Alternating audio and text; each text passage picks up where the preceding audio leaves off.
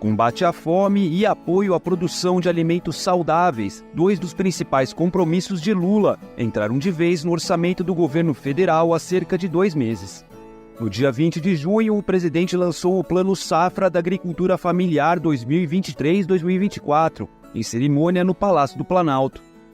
Representantes de movimentos populares ligados à agricultura familiar e camponesa participaram da construção do pacote de investimentos, que totaliza 77,7 bilhões de reais.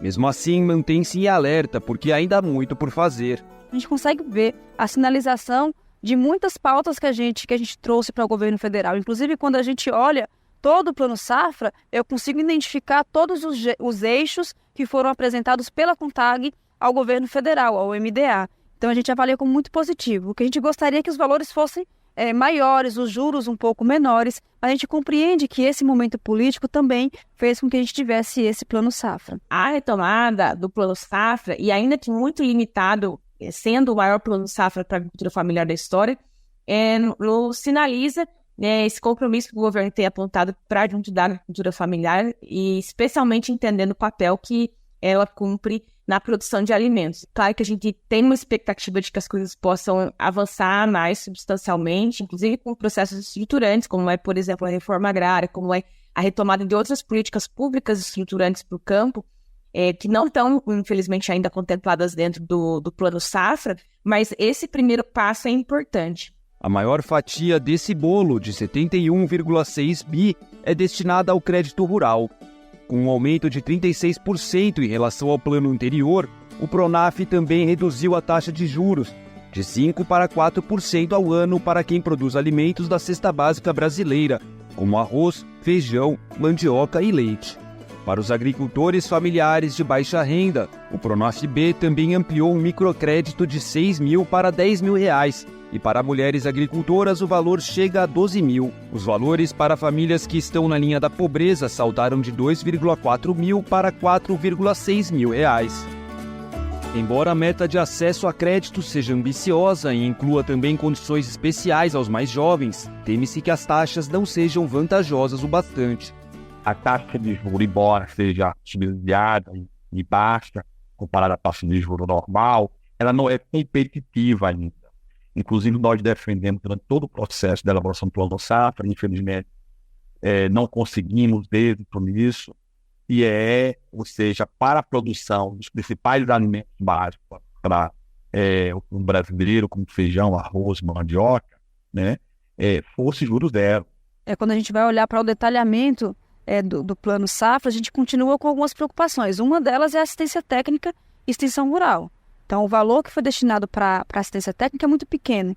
A gente já teve no nosso país momentos em que a gente teve 1 bilhão de recursos para assistência técnica e hoje vai se trabalhar com 200 milhões. Então, é um valor que não vai dar para poder atender toda a agricultura familiar, até mesmo porque hoje 82% da agricultura familiar não recebe nenhum tipo de assistência técnica e extensão rural. Políticas de acesso à terra também foram anunciadas na ocasião e reforçadas durante a Marcha das Margaridas em Brasília, no último dia 16. Nesse meio tempo, Lula também sancionou o projeto de lei que retoma o Programa de Aquisição de Alimentos, o PAA. O objetivo é dar segurança aos produtores, contribuir para o acesso à alimentação saudável e combater a insegurança alimentar.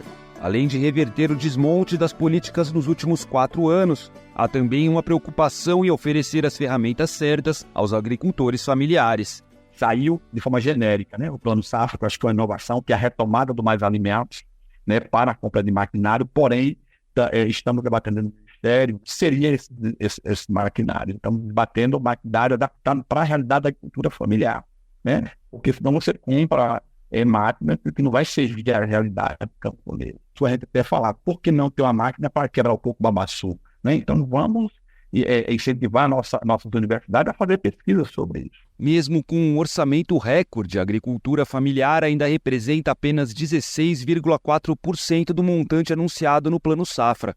A maior parte dos 436 bilhões de reais será destinada ao agronegócio, calcado na monocultura e na exportação de commodities.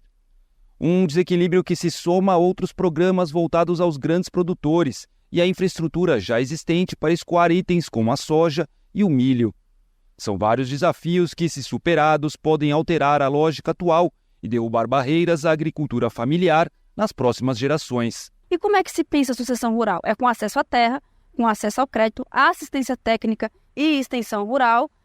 As agroindústrias familiares também é fundamental, o fortalecimento do cooperativismo como um todo, para que essa juventude possa ter a sua produção, organizá-la e comercializá-la. E aí a gente vai conseguir entrar nesse ciclo, né, um círculo virtuoso de que a gente vai ter dinheiro para poder permanecer no campo. As linhas de crédito e o repasse de recursos podem ser solicitados junto ao BNDES e a outras 77 instituições financeiras cadastradas. Para mais informações, acesse o site do Ministério do Desenvolvimento Agrário ou do próprio BNDES e participe. Afinal, agroecologia é vida.